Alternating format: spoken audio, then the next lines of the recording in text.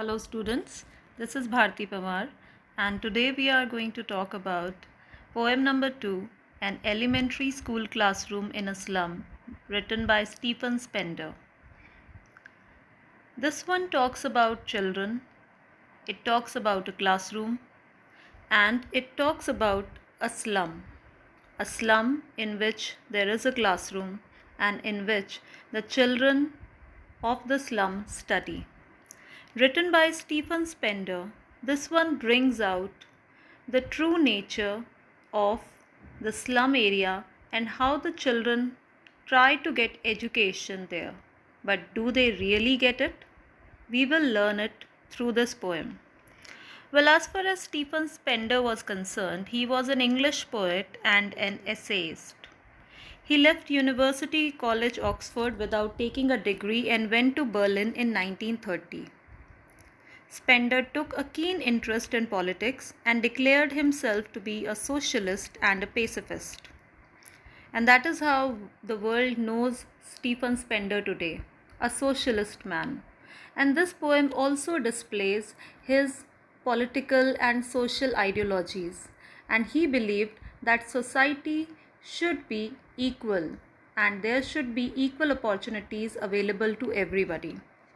Well, moving forward, books by Spender include poems of dedication, The Edge of Being, The Creative Element, The Struggle of the Modern, and the autobiography written by him, as well as World Within World.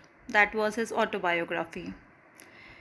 Now, coming to this particular piece of art written by Stephen Spender, An Elementary School Classroom in a Slum. He has concentrated on the themes of social injustice and class inequalities.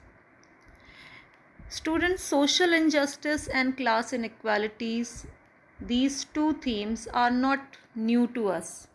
Recently, we learned about two young boys, Sahibe Alam and Mukesh, belonging to Simapuri and Firozabad. Two different communities, two different states, two different lifestyles, but suffering from the same societal trauma, that they were devoid of the education that they should get, they were devoid of the childhood that they must enjoy. Why was it? Because of the prevalence of social injustice and class inequalities. We all know that childhood is to be enjoyed. It has to be lived in a manner which leaves unforgettable imprints on the mind and soul of a person. You can see in the picture that how childhood is synonymous with happiness and fun and playing and learning a lot. But not all children get the opportunity of becoming happy and learning, gaining education, looking at the beauty of nature, and growing up in a healthy environment. This poem brings out all these fallacies of our society. So, firstly, I will take up stanza number 1. As you can see in the picture, these are the children studying in a slum classroom, and this is the main topic taken up by Stephen Spender, the children studying in a slum classroom. As you can see that the infrastructure is not up to date, it is not that good, it is not well furnished. Still, the basics are there. The classroom is there, the children are there, they do have furniture, dirty walls, but at least they have a classroom. Moving forward to the text, firstly, stanza number 1. I would like to read it first of all for you, and then we will discuss some important terms. Far, far from gusty waves, these children's faces, like rootless weeds, the hair torn round their pallor, the tall girl with her weighed down head, the paper seeming boy with rat's eyes, the stunted, unlucky heir of twisted bones, reciting a father's gnarled disease, his lesson from his desk. At back of the dim class, one unnoted, sweet and young. His eyes live in a dream of squirrel's game in tree room. Other than this. So students, we will take up stanza number 1 firstly, and we have come across some difficult as well as some unknown terms. So let us take a look at all of them firstly. Well, one of the phrases say that the children are like rootless weeds. So as you are aware that weeds are unwanted plants, in the same manner, the children are unwanted in the society and they can always be taken out. Nobody wants them. And they have a sense of insecurity also, like the weeds. The weeds can be taken out any moment because we believe that the weeds are ruining the entire beautiful garden. Then hair torn round the dull face. Dull face means the pallor. As you can see in the picture, the hair are not neatly done and they appear as if they are torn round the face of the children. Then a paper seeming boy, definitely malnutrition, as thin as that of a paper. And a dim classroom, dull and dark. So even in the dull and dark classroom, the children, they study and they do not complain about the surroundings that they have. And then this is a tree room. A tree room with a squirrel inside. The squirrel keeps coming out, goes inside and play around it. So with the help of this Pictionary, I believe you have understood a little bit. But now we will take up the text one by one, the phrases one by one. See, poetry is an art and it's like a painting. And a painting can be interpreted by the onlooker in whichever way he or she wishes. That is why the interpretation of poetry can vary from one person to another. The description is given by the poet. We will try to decipher his ideas, but my ideas can be different from your ideas. So what I am presenting is my interpretation of the text. Your comprehension can be a bit or very different from it. So keeping that in mind, let's start. Far, far from gusty waves, these children's faces. Far, far, the repetition of the word far to show that how far it is.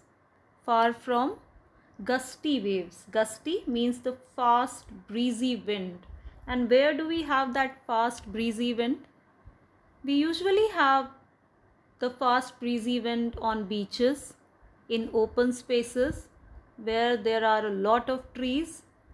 But these children's faces means these children. Where can we find these children? These children are far away from those open spaces where the wind blows, the fast wind blows, because they live in a slum which is so congested that the air cannot move. So there is no chance of any wind blowing around them. The first line has two figures of speech. Firstly, repetition of the word far as well as alliteration. The sound of F is repeated. So these children are far away from the fast moving wind and they live in congested areas, that is slum. Like rootless weeds. These children are like rootless weeds. They are unwanted in the society. Nobody wants them. They are so poor, uneducated, malnutritioned. They are not going to benefit the society in any manner. Nobody wants them. And that is how their identity, their existence has a lot of insecurity associated. They can be taken out of the society any moment. That is why the poet compares these children with Rootless weeds. One, they are rootless because they do not have any solid grounds to exist on, and they are like weeds, unwanted by the society. And that is how the poet has beautifully used the figure of speech simile. These children's faces like rootless weeds. So these children are like rootless weeds. The hair torn round their pallor. And how do they appear? Pallor means dull. Their face is very dull. It doesn't have any brightness or any shine in that. And their hair are so badly, untidily done that it appears as if the hair are actually tearing apart the face. So the face is torn apart because of the hair. So something is being torn apart like that. So they don't have those beautiful, neatly done hair, but their hair are so badly done. Why so? Because either they do not have proper facilities at their home, they are so poor that they cannot afford it, and that is why their appearance shows their socio-economic background. Moving forward, this particular stanza, stanza number 1, talks about the children studying in the classroom. So there are different age groups, there are different kind of children in the same classroom because there is only one school, only one classroom, and almost all the young children study in the same classroom. It's an elementary school classroom, that is, it is kind of primary classroom. So now let us have a look at the children studying in the classroom. The first one, the tall girl with her weighed down head. So there is a tall girl in the classroom. She is definitely older than the other children and her head is weighed down. Why her head is weighed down? Maybe because she has a lot of work to do. She is ill and exhausted.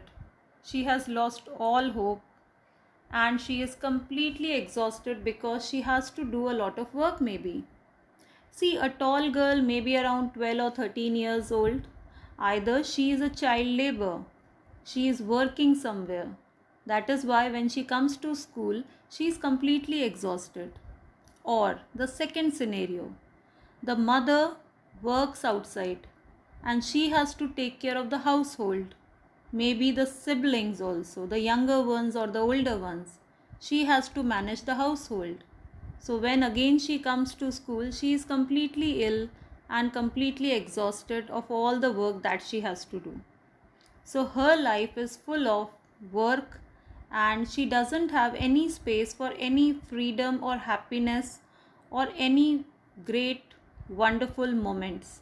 That is why even in the school and the classroom she could not enjoy.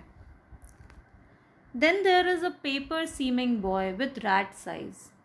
This boy is as thin as that of paper. Clear example of metaphor. And he has rat's eyes. Have you seen rat's eyes? The rat is forever hungry, always looking for food, and his eyes are always searching around. Where is food? In the same manner, this boy, he is malnutrition and he is so hungry all the time that his eyes show that he is always looking for food somewhere. He wants to eat something all the time. This shows that how these children are malnutritioned. So a paper seeming boy with rat's eyes. Then there is another child, the stunted, unlucky heir of twisted bones. There is a young boy who is suffering from a disease. His body is not properly developed. He has distorted bones. And from where did he receive this disease? He received it from his father. He is reciting his father's gnarl disease. Gnarl means naughty. Knotty. Because of which knots appear in the body, in the bones. It appears as if the bones have knots and the bones get twisted. So this boy is reciting, repeating his father's disease. So as inheritance, what did he receive? No property, nothing good but a disease, and he is repeating it. That is why he has become an unlucky heir, an unlucky successor. He is not like a lucky successor who received something really good from his parents. No, he received a disease, poverty, hopeless future. That is why he is an unlucky successor of his father. But he is also reciting his lesson from his desk. So this boy is reciting his father's disease as well as he is reciting his lessons from his desk. This means that he is studying carefully. And at the back of the dim class, one unnoted, sweet and young, there is one boy sitting at the back, and he is not being noticed by anybody. He is in his own world. But before that, there is the small phrase, dim class. The classroom is dim. Why? One, because there is no proper natural light available. Slums are very congested. They are situated in cities filled with pollution. So the natural light doesn't come inside their classroom. It's not bright classroom. And secondly, the electronic equipments might not be working properly there.